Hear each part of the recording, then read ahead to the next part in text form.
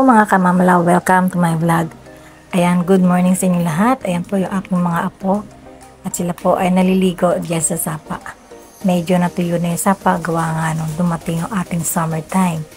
At ito nga pala yung aking pamangkin na si Joanne.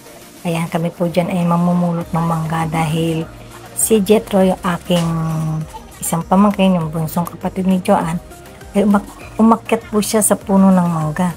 At ngayon, manunungkit siya doon at kami naman na magiging tagapulot dito sa ibaba. Ayan, palakad-lakad kami dyan dahil yung iba nahuhulog dito sa may bandang ibaba, kaya kailangan namin itong puntahan at kunin. Ayan naman yung isa kong apo na si Vana at saka si Crystal. Ayan, pamangkin ko yan si Crystal.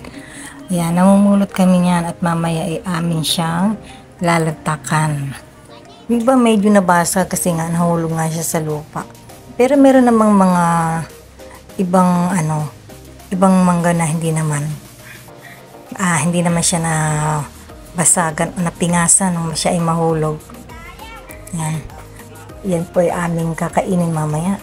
Yan po yung aking apo na si Sabina. Kasi ba yung ba na sinasabi ko kanina? Ayan, si Sabina nga pala ito. Yan, kasi ang inyong lola ay malilimutin ha. Ayan, habang si Joanne ay bumababa doon at kinukuha niya yung ibang nandoon na nahulog. Ako naman ito, inuumpisahan ko ng lantakan yung isang hinog na mangga. Kasi mga kamamala, yung mga mangga sa puno, nagkakahinugan na, mayroon na nga nagkakandahulog. Sayang naman, nasisira na lang, nabubulok siya. So, kailangan na talaga siyang akyatin para kunin. Minsan nga, inuugat na niya yung sanga para magkandahulog na. Dahil marami ng hinog doon sa itaas. Masarap siya mga kamamala dahil hinog siya sa puno. Ayan. Mamumulot pa si Joanne doon dahil yung iba, nalaglag siya doon sa may mga dahon. Pumapasok siya doon sa ilalim kaya kailangan na hanapin. Samantalang ako ayan na nga. Makain-kain na lang. At ito rin pala si Lolo Kando TV, nagsisimula na rin siyang kumain ng manggang hinog. Favorite po niya yung hinog na manggang yan.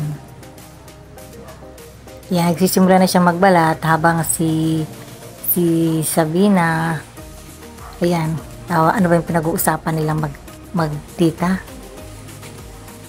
Yan, may pinag-uusapan sila dyan eh.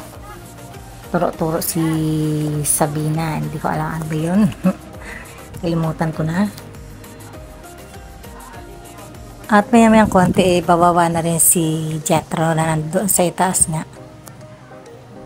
na nanunungkit. Marami pa rin kasi siyang bunga mga kamamala. Dahil kahapon nga daw nanguha rin daw sila. At marami nga rin sila nakuha. Tapos ngayon ito nanguha ulit. Marami pa rin yung kanilang nakukuha. Ayan, tapos na si Joanne na mamulot. Hintay na lang yung kutsilyo at siya ay magbabalat na din. Maya ay bababa na yung nandun sa itaas. Usap-usap muna, matagal din kasi kami mga kamamala na hindi na uwi dito sa kanila, dito sa Sidling, dito sa Antipolo City. Medyo matagal din kami bago bumalik dito. Yan, kami niya ay bumisita doon sa aking bayaw dahil meron siyang sakit. Kaya pinasyalan din naman namin nung magkakumustahan din kami. Ayan, yan muna yung aming banding-banding, manguha ng mangga. Amin niyang meriendahin. Medyo nasabik lang sa mangga dahil doon dito sa amin kami ay bumibili, samantalang doon ay mangunguha na lamang.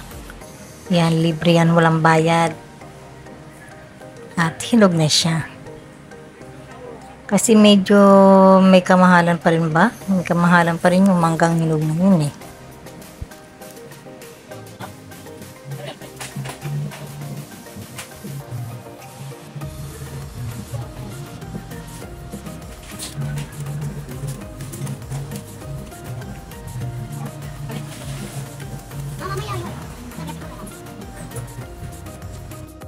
Ayan, at syempre, pagkatapos nga namin manguha ng mangga, ayan, bumaba ako dito at magduduyan-duyan muna ako. Relax, relax ba? Namiss ko yung ganitong lugar na tahimik. Wala kang ibang maririnig kundi yung lagaslas ng tubig sa sapa, pagkatapos yung mga huni-huni ng ibon, at saka yung langit-ngit ba niyang ano na yan. Nakikita niyo yung kawayan sa may bandang likuran ko. At pagkatapos ko magduyan, ayan, nagbihis na ako at bumaba ako dito sa may tabi ng sapa. Maliit na talaga yung sapa dito, guys. Gawa ng talagang, kasi ang tag-init dito. Kapag tag-init, ayan, lumiliit na yung sapa dito. Kaya maliit na lang yung kanilang labahan. Ayan, lakad-lakad lang ako dito sa may gilid ng sapa.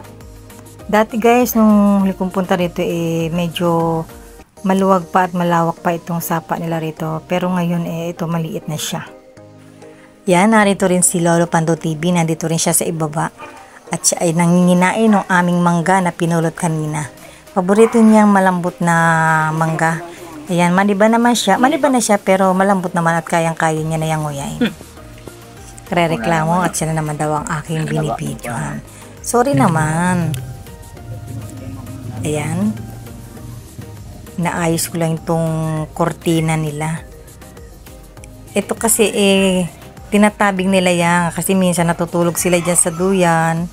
Tapos kung medyo mainit at nandoon na yung araw, pwede nila itong ibaba para hindi sila mainitan. Masarap mga duyan-duyan habang ikaw ay naiidlip, habang paugoy-ugoy. Yan, lalong-lalo na sa tanghali. Habang ikay namamahinga ay nasa duyan ka.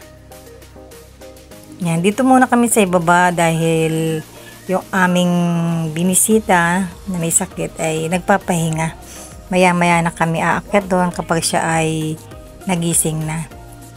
Dito muna kami at amin munang namnamin yung lugar nila.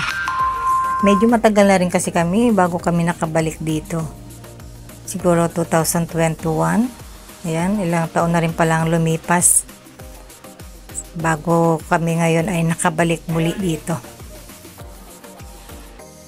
Maganda dito mga kamamala dahil tahimik, wala kang ibang maririnig na ingay. Ang mga kapitbahay mo ay medyo malayo naman, medyo malalayo. Alam niyo naman yung bahay sa probinsya, di ba mga kamamala? Magkakalayo sila. Ito, meron din sila ritong tanim na makabuhay. Yan, gamot siya sa sa sakit ng tiyan. Hinahalo nila yan sa alak. Tapos, yun ang iinumin kapag masakit ang tiyan mo. Yan, madami sila ritong tanim. Ito, malago na. Umakyat na nga sa may puno. Ayun, ano siya kasi, baging siya. Hanggang doon na siya sa may sanga. Umakyat na siya at gumapang. Ang dami na Alam niyo ba sa Quiapo ako nakakakita ng ganito ibinibenta nila. At yun na nga, ako po ay nagduyan-duyan na mga kamamala. At siya nga po pala, hanggang dito na lamang ang ating vlog for today. At kung bago pa lang po kayo sa aking YouTube channel, guys, huwag niyo pong kalimutang mag-subscribe, like and share, at paki-hit notification na rin para update kayo sa mga video na aking i-upload. Maraming salamat po sa inyong lahat. God bless everyone!